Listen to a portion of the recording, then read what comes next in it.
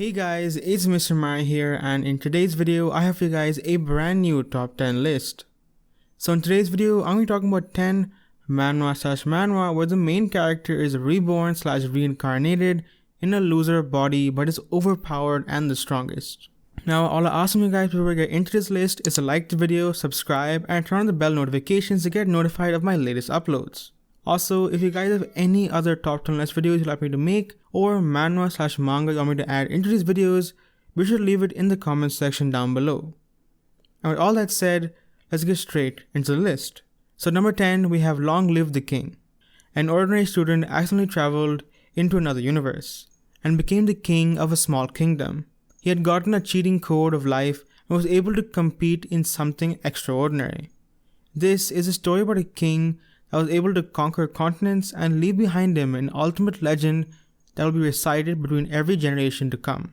So Long Live the King is actually an amazing manhwa. Unfortunately, it is ended in terms of the manhwa side, but if you guys do want to read it on its web novel form, go check it out because it is absolutely amazing. With over 126 manhwa chapters, you guys will have a lot of content to read, and if you want to read even more like I did, you can go check out the web novel. Now number 9, we have The Great Mage returns after 4,000 years. The worst student of the Westard Academy, the disgrace of the Blake House. A new soul enters the lifeless body of Frey Blake, the boy who couldn't handle his painful life and chose death instead. And a moment later, the great mage Lucas Straumann was reincarnated in the body of the disgrace of the Blake House. And now begins the interesting adventure of the great mage who returned after 4,000 years. Now the Great Mage returns after 4,000 years is one of my most favorite manhwa ever because it has amazing art, the characters are really well done, the art style, I love having good art in manhwa and I think it really shows in this manhwa. And our main character isn't just overpowered but he's smart and makes very tactful decisions, so please do check this out if you haven't already. Now number 8, we have the God of Blackfield. The legend of the French Foreign Legion, Kang Chan. During the African War, he was called God of Blackfield, the Blacklands god, by his enemies who were terrified but in awe of him. However, during a mission to kill Masalan, the brain behind SISS, the group of Sunni supporters, Kang Chan was killed in action by an unknown bullet shot from behind him. As his vision got blurry, he saw his 13 team members who had absolute faith in him getting killed one after another.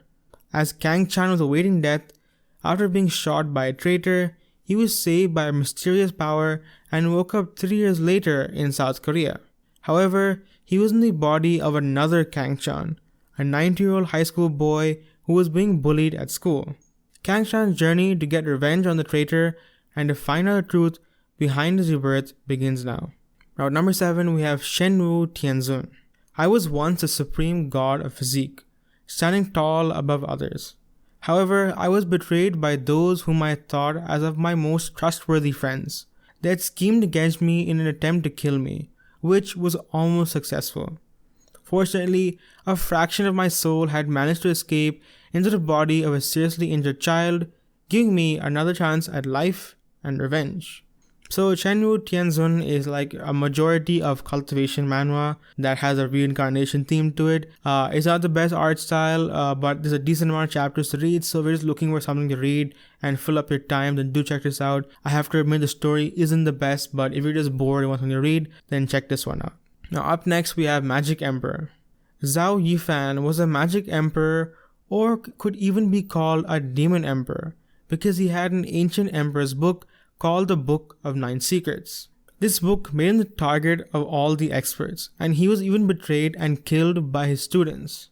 Then his soul enters and comes back to life in a family servant boy named Zhao Fan. So the Magic Emperor is a pretty good manhwa with a decent amount of chapters out. The art style is a lot better compared to Shenwu Tianzun, but it's still not the best out there, but it is a pretty good story and I like how badass the MC is. Now up next we have Strongest Abandoned Son. When Immo woke up, he found that everything around him seemed to be changed. The beautiful master he once followed disappeared, and he became the abandoned one by the family. Even more, he became the object of humiliation by a woman standing on the podium with his love letter. But this was not important at all. The most important thing was that he remembered another horrible thing that didn't belong to him. So this is a story of our main character who gets reincarnated from another world of cultivation into a more our sort of like regular world where he's reborn in the body of a high school student who gets bullied. And that's where the story takes place. I won't spoil too much for you guys, but there's a decent amount of chapters for this, so do read it if you guys are feeling bored. Now up next we have the Immortal swordsman in the reverse world. Chu King is a sword expert cultivator who 300 years ago accidentally entered the fairy world. During those 300, he began his cultivation journey. At the time of reaching the realm of eternity, it was not expected that he would instead open the hall of time and space and return to Earth at the age of 17. But when he saw the situation, it turns out it was not the Earth he once lived in, but the world was reversed between the roles of women and men. How was his journey to find a way to return to the original world and defeat and conquer the strong women in the world? So I have to admit, this story, if you haven't figured it out, has a lot of harem aspects to it. I know some of you guys don't like that, but I love it, so that's why I put it on this list. But I know a lot of you guys don't like harems or like romance or anything like that. So if you guys don't like that, then don't read the story, because a lot of that, and I'm pretty sure most of you won't like it. Now number 8, we have Chronicles of Heavenly Demon. You emphasize harmony your whole life, and this is how you go.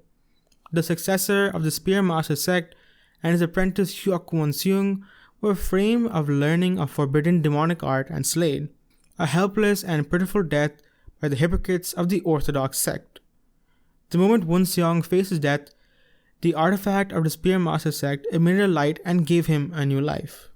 And that was as life as number 900, a trainee of the demonic cult.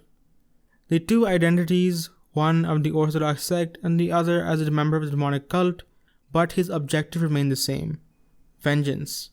Accepting destiny and drumming his grudge, Won Seong trains in martial arts, and his time of revenge slowly comes closer, to take over the demonic cult and punish the hypocrites of the Orthodox sect. The revenge story of number 900 Won Seong going in tasks of life and death. But Chronicle of the Heavenly Demon is one of my most favorite cultivations manhwa out there. If you guys haven't checked this out, please do. I'm telling you, it will change what you think about cultivation manhwa, because this does it so goddamn well. I don't think I've seen anyone else do it so well, from the art to the story, the translations, everything about it is just perfect, so please do read it. Now number 2, we have Rebirth of the 8th Circle Mage. Henry Morris was an 8th Circle wizard who was a legend, one of the founding fathers who helped his friend become the king of a unified empire. After the son of the friend took over the throne, Henry was executed with the false accusation of leading a rebellion against the empire. He then wakes up in the body of a young Henry Morris, the eldest of a baron family, who also happened to have the same name as him. Henry turns his life around by again relearning magic and also swordsmanship in order to become the first magic swordsman, all for the sake of revenge. Now number 1, we have Path to the Shaman. If the Grim Reaper calls your name 3 times, you will be taken to the underworld. Hyuk-kyun Mugang, Hyuk-kyun Mugang, Hyuk-kyun Mu. Sorry if I mispronounced that, my pronunciation of Korean name is absolutely terrible.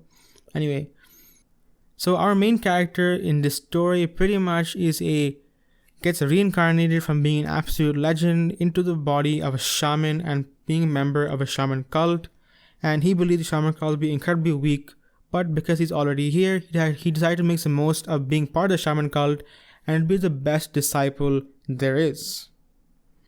And this is the story of a trashy master's ruthless, no-holds-barred, immortal martial arts story, Path of the Shaman. This story has a lot of humor and a good amount of chapters to read, so please do check this out. It's a pretty interesting manhwa, I think, out of all of these, and if you are going to read one of them, I think you should read this one. And that, my friends, all the manhwa I have for you guys in this video. Again, if you did like this list, why not smash the like button down below, as well as subscribe for more content. Leave any future video sessions you'd like to see in the comment section down below. And with all that said, guys, I've been Mr. Miraie, and I'll see you all in the next video.